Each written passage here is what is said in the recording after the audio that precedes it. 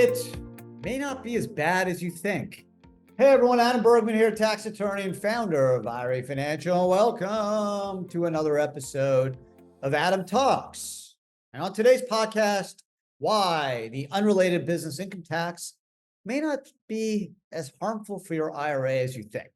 So on today's podcast, I'm going to dive into the world of unrelated business taxable income, also known as unrelated business income tax or UBIT or UBTI, talk about the rules, the history, the scope of the rules, how they can impact and interfere in a retirement account investment, the tax ramifications, and then ultimately why, if you are investing in private equity, real estate funds, private placements, even if that investment triggers the UBIT tax, the impact may not be as bad as you think. And this podcast will explain why. So UBIT, which I've coined an ugly four-letter word, which it is. Why? Because it generally imposes a tax, an unrelated business income tax, on certain sources of income involving a retirement account.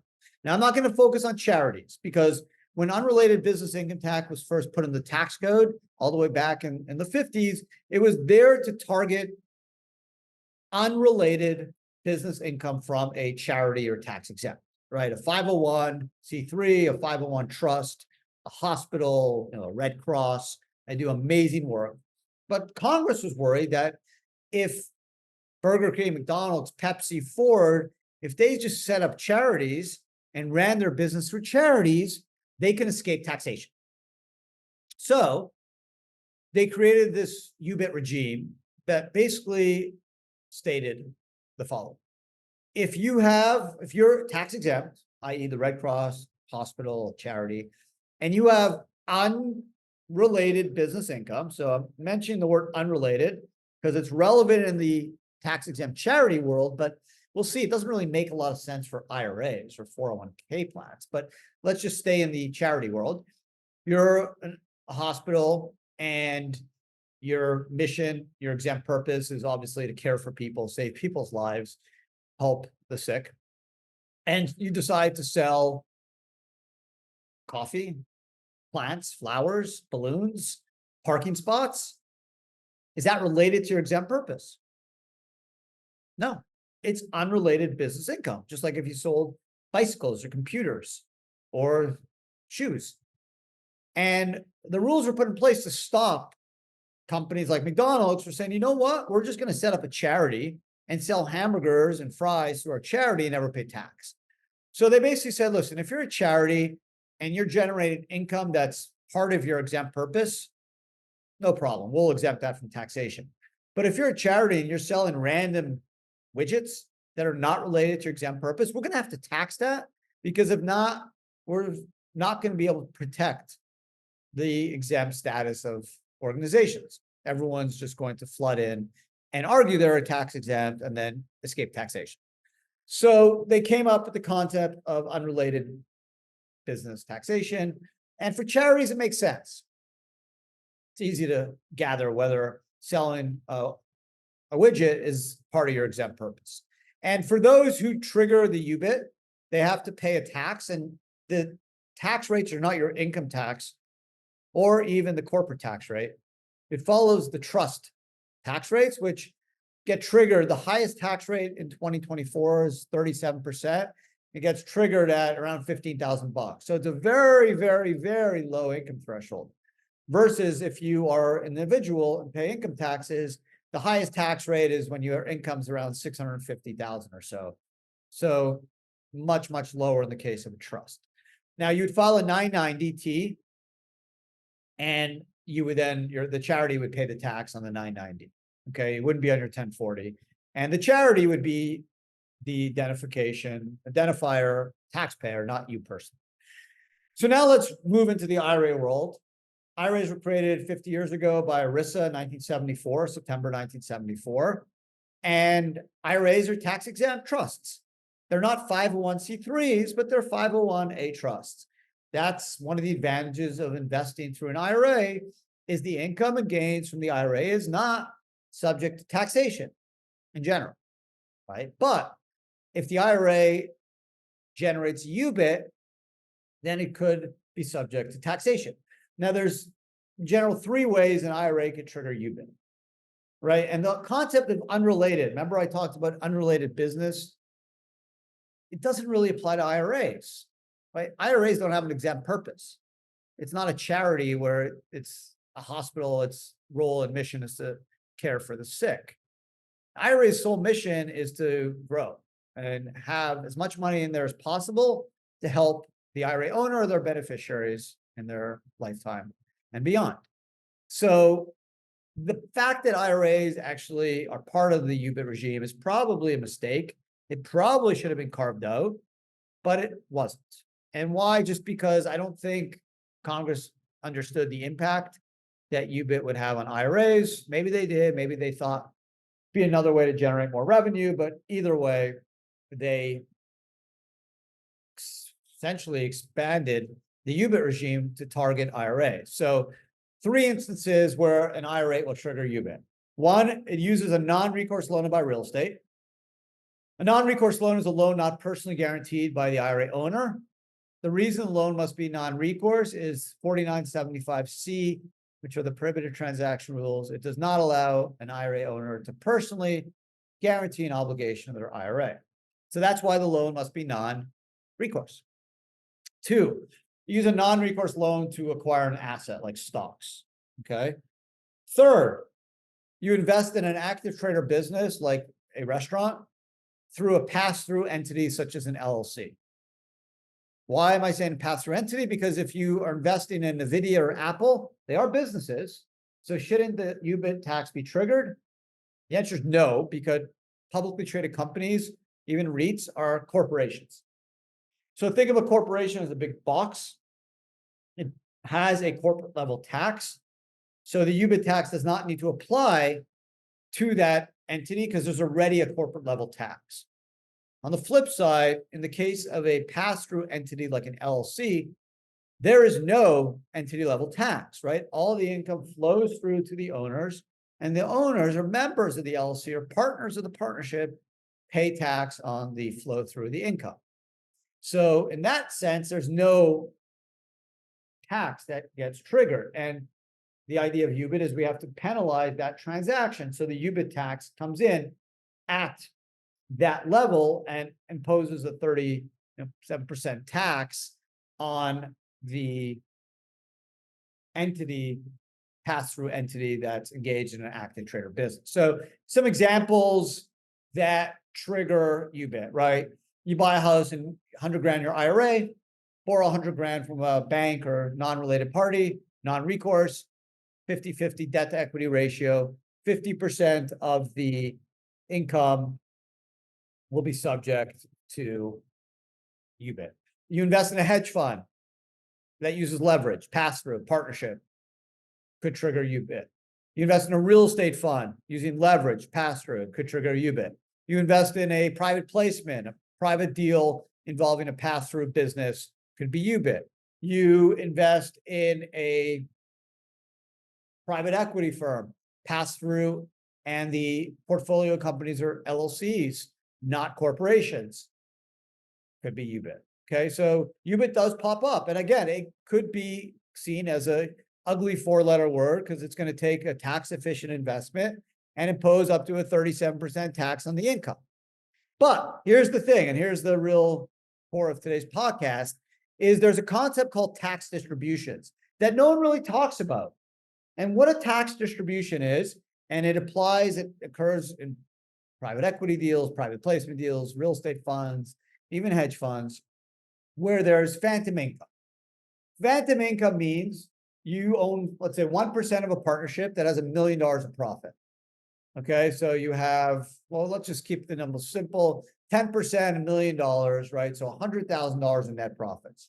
Okay, now you're not getting a cash distribution, right? So there's something called allocation of profit, and then there's the cash, right? So phantom income is when you're allocated the profits, but the cash, the money, I have a dollar bill here, I actually keep money on me sometimes. It stays in the company. Why? Or the business, it needs to reinvest the money. it needs it for other sources, acquisitions, whatever. So phantom income means the cash stays in the company, and now you're allocated 100K that you got to pay tax on.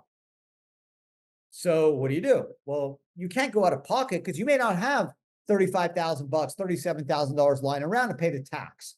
So a tax distribution means the equity fund, hedge fund, the real estate fund, the private placement, the manager, the entity will issue tax distributions to all the partners. In the case of phantom income, generally it's at the discretion of the manager, but the managers don't want their investors to be unhappy because they're not going to reinvest. And they don't want them to deal with this phantom income, which becomes a big hassle and creates a lot of headaches. So what they do is they issue these tax distributions that basically say, okay, everyone that gets allocated phantom income, we're just going to provide everyone 37% tax distribution. So if they give me $100,000 of phantom income, they're going to write me a check of $37,000 that I can send to Uncle Sam to cover my IRS bill. Okay, and that's known as a tax distribution.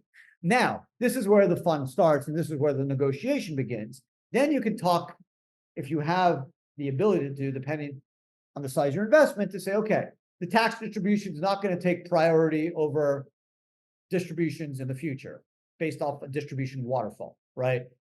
Or it may, or the fund may say, you know what, we're giving you the tax distribution, but we're going to count it on against any other future distributions. Or they may say, no, we're not. That's something different than future distributions. The point being, when UBIT gets triggered, your IRA, if it invests in the right investment, in the right equity fund, right venture capital fund, real estate fund, private placement, you should be getting a tax distribution. So that means, yes, your IRA would owe 37% on that amount, but your IRA doesn't have to go out of the pocket that amount. Generally, if you're investing in a fund, they're going to issue you a tax distribution to cover that phantom income amount. Now, if they're giving you the corresponding distribution, then you can use that money to pay the tax. So yes, in a perfect world, UBIT doesn't exist for IRAs, 401ks. It shouldn't, in my estimation. I've talked to members of Congress that are on the Ways and Means Committee, both Democrats and Republicans. And when I mention this issue, they're often perplexed. They're like, oh, we didn't even know that existed. So my next follow-up question is obviously like, okay, so how do we figure a way to kind of get this removed? And that's when they're like, you're going to have to talk to a lobbyist. This is not on our radar. We're not even sure I understand this problem. You know, make an appointment with my office. And that's kind of where it goes. But nevertheless, UBIT does come up. If you're investing in investment funds, private placements, UBIT's going to pop up because every real estate fund uses leverage. Every hedge fund uses leverage. A lot of venture capital funds will invest in portfolio companies that are pass-through entities like LLCs. Some private equity firms will invest in pass-through entities that then use and invest in LLCs, not partnerships, not corporations. Okay. So if you have the opportunity to invest in a fund that's just investing in corps, like big private equity funds, you don't have to deal with UBIT. Okay. Because the corp will block the UBIT. But if you are dealing with funds that are portfolio companies or pass through, you should ask a few things. Number one, are they using a foreign or US blocker? What a blocker does is it blocks the UBIT and reduces the 37% to 21% corporate tax. Now, I shouldn't say President Trump, but Trump, he's mentioned that he wants to reduce the 21% to 15% for the corporate tax rate if he gets elected. Biden, on the other hand, said he wants to increase it to 25%. So we'll see where that goes. Otherwise, some of the big private equity firms like Apollo, KKR, Carlyle, they'll have what's called a foreign blocker, meaning you can invest your IRA through Cayman, and you can literally, in most cases, zero out the UBIT by coming in through a foreign blocker. So the big funds will have those opportunities. Smaller funds will not. Okay, it's just too costly. They don't have enough retirement or pension investors or tax-exempt investors. In that case, the tax distribution should be a good blanket for you and a good savior because it's going to give you the cash that you can then send to the IRS by filing the 990T. And depending on the documentation, it may not even count against future tax distribution, future distributions based off the waterfall of the business. So that's just something you have to understand the treatment of these tax distributions and how they're dealt with, because you obviously, in a perfect world, do not want them to be treated against future distributions under the waterfall. You want them to kind of be separated out based off the course of the operations of the business. So in sum, yes, it's better not to pay UBIT. If you can block it, eliminate it, you should do it. But if you are stuck in the investment, you want to do it, and there's UBIT and you're aware of it, and you can't minimize it by using you can always minimize it by doing a corp blocker, domestic. You will straight away reduce it from 37 to 21%. But for some reason you don't want to do that, and there's no foreign blocker option, then you got to make sure and ask if these funds or this investment promoter campaign is going to offer a tax distribution. If it does, then you're going to want to make sure it's at the highest level of 37%. And most tax distributions are done at the highest income level. So you should be good. So you'll have the cash you need to pay Uncle Sam. And then obviously, if you can try to negotiate where the advances are not treated against a waterfall, and basically the tax distributions are not treated as advances, so you won't have to take into account the distribution to reduce any future distributions from your investment in that investment fund. So that's what I wanted to get across today. Yeah, I hate UBIT. It's not a great and fair tax when it comes to IRAs, but if you do have to pay it, the concept of tax distribution, which is never brought up, totally misunderstood, will give you the comfort to know that you're going to have the cash to pay Uncle Sam. And if you can negotiate the tax distribution section, then you should try to argue and make the point that it shouldn't come and interfere with any future advances. Shouldn't be treated as advances against other distributions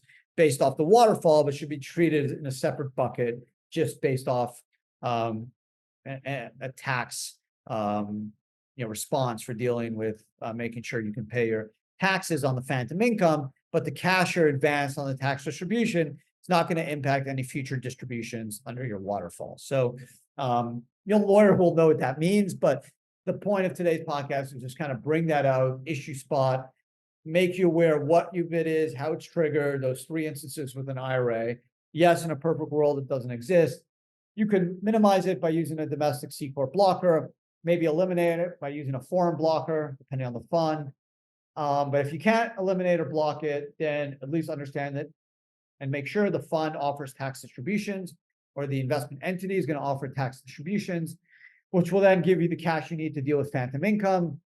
And hopefully it won't be used to, it won't be based off treated as an advance against any future distribution waterfall. So it would be independent of any future distribution. So basically won't reduce any future cash distributions from that investment, which, I think is pretty important. So that's it for today. I hope you guys enjoyed today's podcast. I think it's a really important topic. It's not very well thought through. It's not a lot of content on UBIT and tax distributions online or on YouTube, or especially in any podcast format that I've seen. So I wanted to share it with all you listeners. I hope you enjoyed it. If you're watching this on YouTube, it's a great channel. There's tons of great content if you're interested in learning more about alternative assets, self-directed solo 401ks, tax strategies like the one I discussed on today's podcast.